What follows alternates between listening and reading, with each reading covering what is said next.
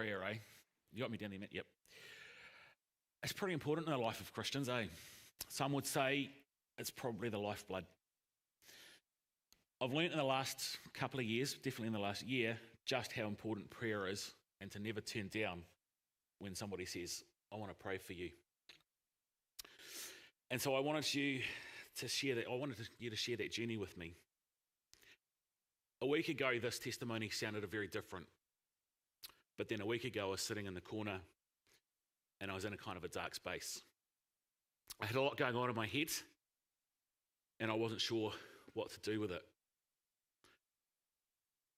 Worship ends. Howard's been up here. No, Joe was up here singing last week. But we're singing Wairua Tapu. It's a song that has a recurring theme and through this journey. Worship ends and I'm still sitting there taking a moment. And then a lovely lady comes and sits next to me and asks, are you Daniel? I confirmed that I was, and she said that during worship, the Lord had come to her and said to her that I was travelling through a storm and that I'd lost a little bit of hope. And could she pray for me? Of course, I said yes. There's absolutely no way this lovely lady knew what was going in my head. And yet she spoke directly to my heart. So we sat there for a while praying, because when you're praying, time doesn't matter. And she prayed over me. By the end of it, we both had tears in our eyes. It meant a lot to me that she had taken that time to come and sit with me. To understand really where I've come from and where I am now, I need to take you back a few years and just give you a really brief background of my life. I grew up in a non-Christian home, but at the age of 10, while attending a Christian youth camp, I gave my life to the Lord. Honestly though, looking back, pretty sure I was basically caught up in the energy of the camp and had no way of keeping that energy going because it wasn't what my life was. Naively though, I thought, yep, I'm good. I said, yep, I'm a Christian. Don't need to worry about that anymore. But of course, we know the truth, and it's not quite that simple. Skip forward a few years of supposedly following the Lord. Marriage, kids. And Gina says to me, I really want to go back to church. It was part of her life as she grew up, and on and off she had attended. And so I said, yeah, sure, you can go to church. That's cool. I don't mind. I wasn't really a church goer at that stage. Organised religion didn't seem like my thing. But of course, fully supportive if anyone else wanted to go along. At this stage in our lives, we had 3 small children under the age of 5. So I'd go along occasionally to support her and just help wrangle the kids so that she could at least get a chance to listen to the sermon. After our move to Morrinsville in 2017, Gina, after trying a couple of other churches in town, found a home here. And I did the supportive husband thing again. And I would come along to help look after the kids. Little did I know how much coming into this church, my life would change. Sadly, it took quite a traumatic event to really open my eyes. It was Queen's birthday weekend, 2017. Coincidentally, it's also my birthday. School finishes at 3:05 and my phone rings. And it's one of my best friends to tell me that a youth that I was very close to had taken his own life. Now, if you've ever had to deal with that news, you'll know the anger, the hurt, the guilt, and all the feelings that are associated with that. So you can understand how I was feeling when I came to church that Sunday morning. I was in a dark place. I was sitting here absorbing the worship. Howard was singing Wairua Tapu this time. And suddenly I felt this presence. And then I heard a voice in my head. It's okay. Callum's okay. He doesn't hurt anymore. You don't need to feel guilty. And with that, the darkness lifted like a blanket was taken off my shoulders. I realised then that I really needed to reconsider everything that I thought of in life and everything I thought of that church and God was. Because how can you deny the presence of somebody that you've just paid lip service to when you have something like that happen to you. There are a few more events over the next few years that I won't bore you with, but they really started to make me rethink and open my eyes. And then, of course, we hit 2020, a year that changed the life of a lot of people. A year I found out just how powerful prayer can be. During the height of the lockdown number 1, I was diagnosed with cancer. Just what you need in the middle of a global pandemic, eh? This was the first time I truly prayed and asked God for something. This is the first time I truly stepped out in my faith. And it seemed like such a tiny little thing. But the journey of 1,000 miles starts with a single step. As you can imagine, when you're told that you've got cancer, your mind can go to quite a dark place. Mine certainly did. I remember lying there one night trying to sleep. My mind's in this darkness, thinking over the what-if scenarios. I prayed. I said, God, please help me with these dark thoughts. Please help me to find sleep and peace. In that moment, my head filled with worship songs. And for the coming weeks and months, any time that my mind wandered to that dark place, those songs returns.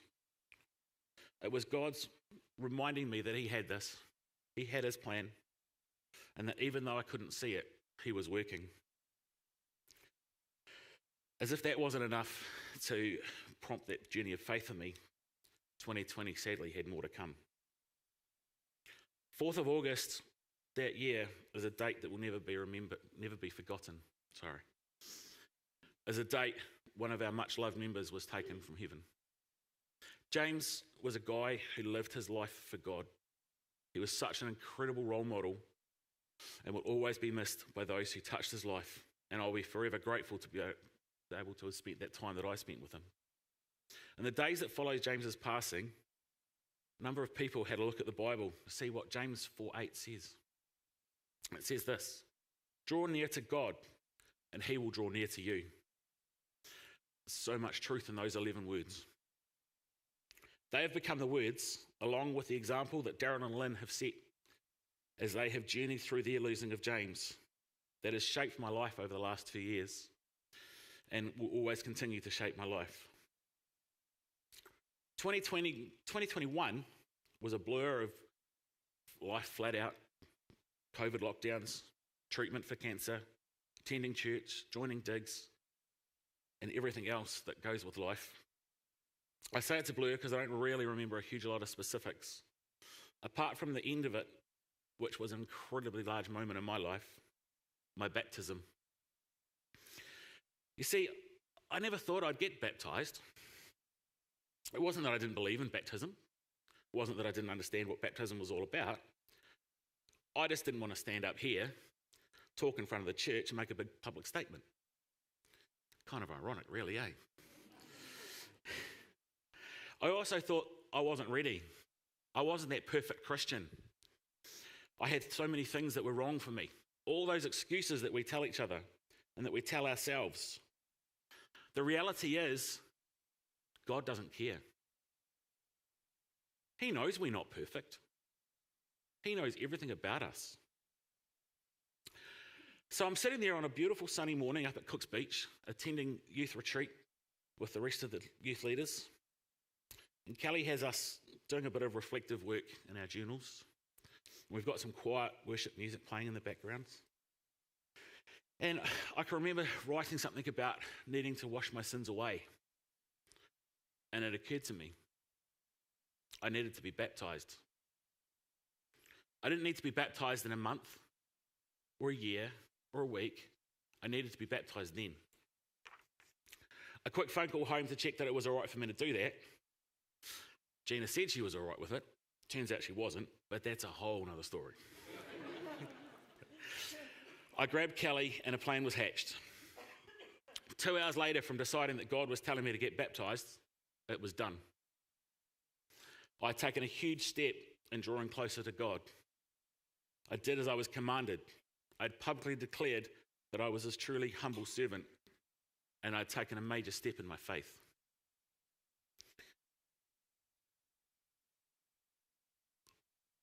Skipping through the start of this year, I started to put that faith into action. Opportunity for promotion had popped up at school. I wanted the job. I thought I'd be pretty good at it. So I applied for it. I put my best foot forward. I tried my absolute best to get the job. I didn't get it. Was I gutted, disappointed, frustrated that I didn't get it? No. I wasn't, because I'd put the fate of the decision in God's hands. If he wanted me to have that job, I would have had the job. If he didn't want me to have that job, then that's okay with me. I've come to a place where I understand that I have a plan for my life, and God has a plan for my life. And quite often, those plans are different. I found that with this approach, I was at peace through the whole process. That it was an amazing place to be. I wasn't anxious. I wasn't stressed. It was a true learning experience of what it is to put your fate and your faith in God's hands. As I say, I didn't get the job. I was genuinely happy for the person that did. I figured God had another plan for me. I found out a few days later what that plan was. March 23rd is not a date I will ever forget. I got the call that no cancer patient ever wants to get. The cancer was back, and we want to remove your bladder. I went into shock, and I didn't really process a lot of what the surgeon was saying to me. Fortunately for me, though, I had a bit of time to process it, as that afternoon Gabriel came home with COVID, and we went into isolation for a few days. The difference this time, getting that news, to when I was first told I had cancer, was where I was sitting with my faith. I decided I wasn't going to take the news lying down, and that I was going back to God, and I was asking him for a different plan. Thanks to Chappie's help, we put together a small team of people one Sunday afternoon, and we sat down and we had a bit of a prayer. We prayed that there'd be some other options, and that the surgeons would be willing to meet and to discuss these. Kind of a big thing to ask, really, because we're not in control of things. But when you put your faith in God, all things are possible. Interestingly enough, the surgeon that I was supposed to meet wasn't able to make the meeting, and I had to sit down with another surgeon. He liked the idea of trying other options, thinking that removing the bladder was quite radical. So he went away to his team and discussed doing radiation. At the team meeting, the first surgeon wasn't even able to be there because he was a bit of a slicer and dicer. And I don't think he would have gone for the radiation option. Fortunately, at the team meeting, he was called away. Fortunately for me, unfortunately for the other person. Resulted in approval being given. Prayer number 1 answered. Now for the next challenge, to get through radiation without the horrendous, horrible side effects and for it to be effective. Tom organised an open prayer evening this time for anyone that wanted to come along and pray for us. For me to put myself out there like this, it was a huge thing. I hate being the penguin in the centre of the huddle. I started to get quite anxious. What if no one turns up? What if? What if? What if? But I just had to keep reminding myself, this was God's plan. God's in control of this, and he knows what I need. And every time I did that, my anxiety would go away. I can honestly say I've never been more humble than I was that night at that prayer meeting. To see all those people that turned out to pray with Gina and I, some of whom had massive troubles of their own, and yet they were still taking time to come out for me. I just want to say at this time to each and every one of you that turned up that night, or each and every one of you that has over the time as my name's popped up on the prayer chain, thank you. Knowing that you are praying for me, that you have me in your thoughts, has brought me great comfort, as it does for everyone else, I'm sure, that we all pray for. I'm pleased to say that other than feeling a bit tired by the end of it all, I suffered no side effects. Prayer 2 answered. And we find out in a few weeks, 2 actually, whether or not so far the treatment has been successful. The other thing that I want to mention about this is that we haven't walked this journey alone, particularly not in the last few months. We have some absolutely amazing people in our lives that have walked this journey with us. Our digs groups and others in the church have provided some amazing support for us. Something that very initially Gina and I struggled to accept.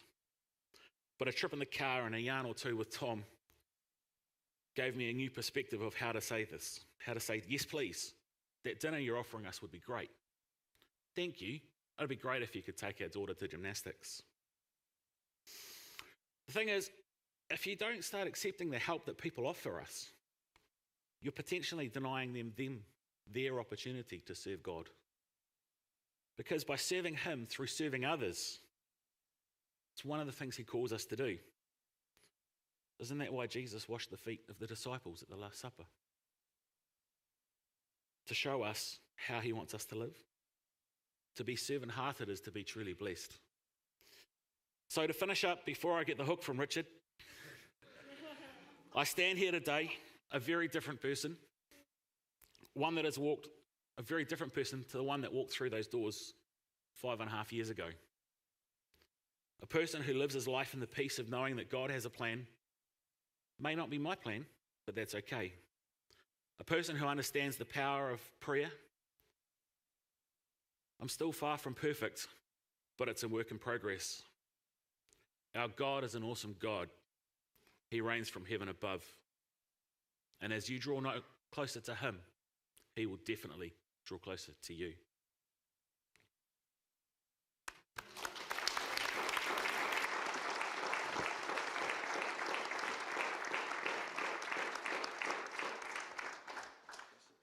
Okay, yeah, thank you, and just thank you. Just going out and telling what Jesus has done for you. And that's wonderful. It takes courage, and the disciples were scared at times, and we can be scared too. But thank you for being vulnerable today and sharing what God is doing in your life. I also want to thank Gina too, because beside every good man is a great woman. And so she's walked with Daniel through everything through this too. Thank you, Gina. We're just going to have just a second, slightly different short testimony. And the church is involved in different aspects of reaching out to our community. One of the things that the church does in collaboration with the Ezekiel Trust and Morrinsville College is that we've teamed up with a charity called 24/7 Youth. And it's be able to provide youth workers to go into our college to provide mentoring and support to some of the young people there. And so that's kind of a real challenge to do that, especially in this day and age. John Inga was on TV a year or two ago saying that he was crying out for more counsellors in the college, but the government only funded 2. And so the youth workers come in and support them, and they've done a fantastic job. And so I just want to invite Kelly and Sam and Matt to come up, because Matt and Sam are our youth workers. And come on. Do you want a couple of chairs? You're right, you're going to stand up. And just to share what they're doing. This is a really valuable service. And John Inga was really committed to making sure that the students in the college got the benefit of some love and care and hope in really difficult situations. So I don't want to say anything more, but I'll hand over to you, Kelly. But just thank you for the work you're doing in our college. Appreciate that. Good morning, church. Just see my phone so I can see the questions. Richard stole a little bit of the first one. But so my first question is, what is 24/7? And 24/7 is actually a nationwide group. Yep, the group sounds good. It actually started in Christchurch, and it is a partnership, as Richard said, between a church, a school, and a trust. And here in Morrinsville, of course, it's our church, and we are in Morrinsville College, and Ezekiel Trust is our trust that supports us. And each school, in each setting, it's very different, and it's run very differently for the youth workers. it all depends on what the school's needs are. And so, Sam and Matt, each of you, can you explain to us what it is you actually do in the school? Typical youth workers. So basically I'm in charge of trying to wrangle up the boys. So I'll come alongside and run some mentoring groups once a week for some students that the teachers have put their names forward. They may be struggling with confidence or getting in trouble a little bit more than they should.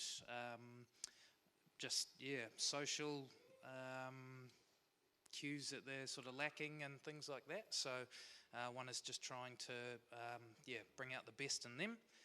And then, other than that, we sort of interact with the classes and come alongside them, and again just try to work with the teachers as well, the staff, let them know that we're there to sort of support them, because as you can imagine, teachers don't have an easy role these days with teenagers and their lack of, respect and everything. So, but is what we do, so we also have the careers opportunity to go on school camps and support the staff in there. So Matt and I have just come back from Year 10 camp, which is up the Tauranga Valley, and I've also just come back from Jeep camp, which is our junior enrichment enhancement program, I think. So kind of the juniors and kind of a cool group of them. We're kind of like cheerleaders, encouragers and listeners, I think, if you had to describe us in 3 words. We kind of come along, encourage, support, and listen. We sometimes run lunchtime activities when we're onto it, try to build school spirit, and you kind of covered it, I think. What else do we do? The one thing I forgot to say is 24/7 is a Christian organisation. It's a Christian network, but we are not in the schools to openly share our faith. That is the way it works with our schooling system, is we're not chaplains, certainly not chaplains, but it is the way we live our lives. So we live the way these youth workers live their lives, and naturally as Christians we should be shining the love of Jesus through our actions and the things that we do. And so I would say majority of the youth, they definitely knew when I was there, and I'm sure it hasn't changed. They know that we are Christians and belong to a church, but we don't openly say that in the sense of we're not going, Jesus loves you, you need to, but we do that in a way that we actually build up relationships, and we find that the youth are drawn anyway to want to come to youth group and know more, because they can see that there's a difference in their lives, and they see that they've got something that they want. It definitely, I sort of obviously walking around as a tattooed billboard for God sort of thing, so it definitely creates conversation, and I enjoy sort of speaking from my side of things and that when the kids are curious enough to ask. But if they ask the questions we can answer, most definitely. And I think it's also the cool thing is we're local, so we only do Morrinsville because we live in our community, and so like you say, most of the kids know that we are Christians, but the ones that don't soon hear about it. And I think a couple of weeks ago I came to church and I was 10 minutes late, and I was walking up, and some of our youth from school were walking past, and they were like, "Hey miss, you go to church?" And I was like, yeah. I was like, "Oh, we thought you were normal." So there's cool times like that where they have the conversation and they stop and think, oh, what does it mean to be a Christian? And it's cool because you go back in school and they ask questions, and that hands and that feet. So it's very true, because the perception is we're weird as Christians, so it's nice that they see us as normal. So the next question is, why is it so important to have you guys in the school? Who's going to answer? I guess today is, I mean, I guess every generation says that the last generation was different and this one's different and blah, blah, blah. But I really do feel that today's generation of teens and youth, they face so many struggles that we didn't have as we were younger. Social media being probably the main cause of a lot of depression, bullying, all that sort of thing. These days, kids tend to think they know everything, because I'm looking at my kids, by the way, over here. So, yeah, they tend to think they know everything because social media provides such a massive platform of all sorts of information, and a lot of it is adult content that sort of non-matured minds shouldn't be seeing at this stage. So we're sort of there to try and help them guide and decipher what part of their life they're actually at, and not to rush it to become an adult and think they know everything. Yeah, I think being someone who was in school only 4 years ago, so there's still a cohort at school when I was there, and just I think the rapid change is like something we haven't seen before in past generations, of how quickly things are different, and just the culture at school only 4 years later is just entirely different, and that whole thing of kids being younger, being exposed to things, and even just like I think like even I kind of feel like I semi-grew up in a culture where, like you guys certainly did, but like where even if you weren't a Christian, there were kind of still those morals, right? There was kind of that moral norm. There's no such thing as that for the generation of the kids at school, and so things that we kind of think are normal or kind of standard practice is just not there. And so I think we have such a cool opportunity to go in and to speak life over these kids and to encourage them. People don't, just small words like, hey man, what you're doing is real awesome, and they don't get a lot of that. And so I think, just things like actually just listening, having someone a safe space to listen and to encourage makes such a big difference for these guys who, they're in a world that's bombarded with information, and none of it really is true. Yeah, and the counsellors at school, and I think across New Zealand in the colleges, are all over stretched is the word, would be the word that I would use, to their limits. And there's been a lot of counsellors with burnout and stuff like that, and we only have 2 at the college, 2 part-time ones, I believe, and these guys they are not counsellors, but they work very closely alongside the counsellors and kind of take the lower end of the kids who just need, as Sam said, someone to talk to, someone who has the time to sit and just listen to them and show that they care and that they're not alone in this world. And because a lot of our teenagers feel like they're alone and they're journeying, whether they are or not, that's just how they feel. So it's nice that they have these guys there. Yeah, I think we get a sort of a different respect than what the teachers do and what the parents do. We're not there to tell them what to do and tell them off for everything, so they tend to be able to tell us a lot of things that we probably shouldn't hear.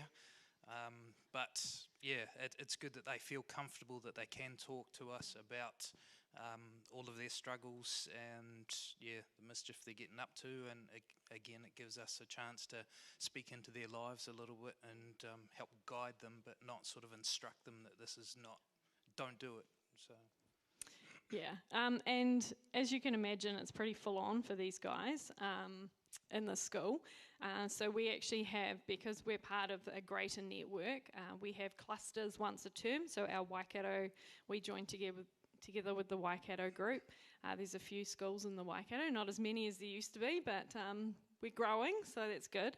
And we have a person who oversees us in the Waikato, and then we also once a year get together for what they call national training. So these guys went to national training where all the youth workers across New Zealand get together and they do incredible amount of training. It's really worth it. And I just wanted to ask, what impacted you guys there this year? It was pretty good food. Legit, it really was.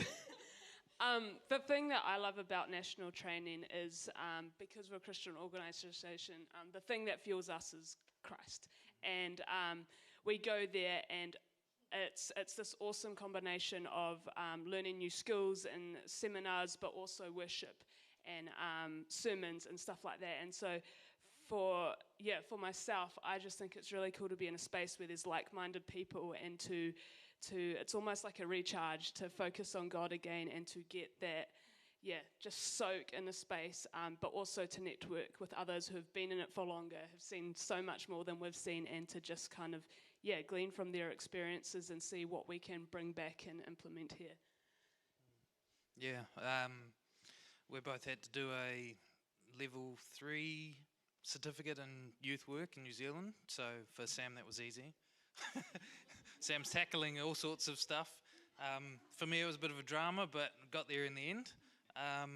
But yeah, just the sort of information that you can learn from other peers that are in the same industry and doing this youth work, and that is it's so valuable. Just hearing different things that you don't get out of textbooks and stuff, and also just the chance to grow in your own faith even further.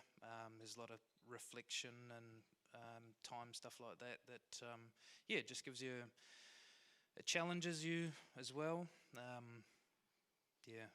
The last day they spent a good 2 or 3 hours just in a self-reflection time where you just get to go into a massive auditorium, all these different prayer stations and things like that, and they just really give you that chance to just listen to God, and he can just fill you with so much knowledge and just the courage and confidence and everything that you sort of start to lose after you don't see progress sometimes in that. So it's a bit of a long game that you're playing doing this. So sometimes when you're trying to help some of these students and you don't see them actually reacting the way you're hoping, you just have to have faith that in the long run, God will do his thing. Yeah, as a church, I'd really encourage you guys to be regularly praying for Matt and Sam. I was in the school for 5 years, and I've been team leader for 2, and it is really taxing. It can get, you can have moments where you just honestly, you pull up to the school and you're just like, I don't want to go in. I can't deal with it.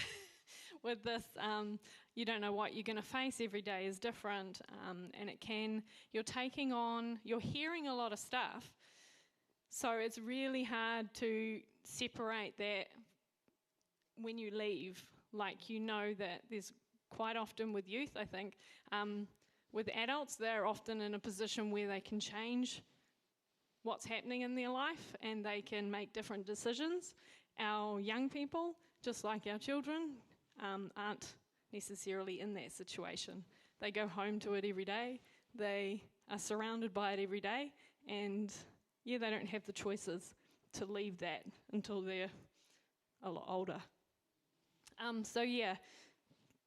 Prayer is, as DMAC has said, prayer is our lifeline, and if we're not covering these guys in prayer, the enemy can really attack and get you down. And it's hard work. So support as a church on a regular basis would be great in the prayer side of things. Is there anything else you want to You're good? I just want to finish by saying these guys are awesome. The school loves them, absolutely loves them. But our major prayer request, I suppose, at the moment is with the changes at the school, with John Inger stepping away, retiring, and a new principal coming in, that the new principal will still recognise the need to have these guys in there, and will really continue that relationship that we have built up over the last 10 years now. 10 years we've been in there, with the church and the school, because it's been quite a strong relationship with John Inger, and we don't really want to see that all the strides we've made go backwards. So and thank you to all who did the baking for the staff morning tea, the staff were blown away. Every time we do that, they are just so thrilled that they have the support from the church. And yeah, it just makes their day. So thank you so much. And yeah.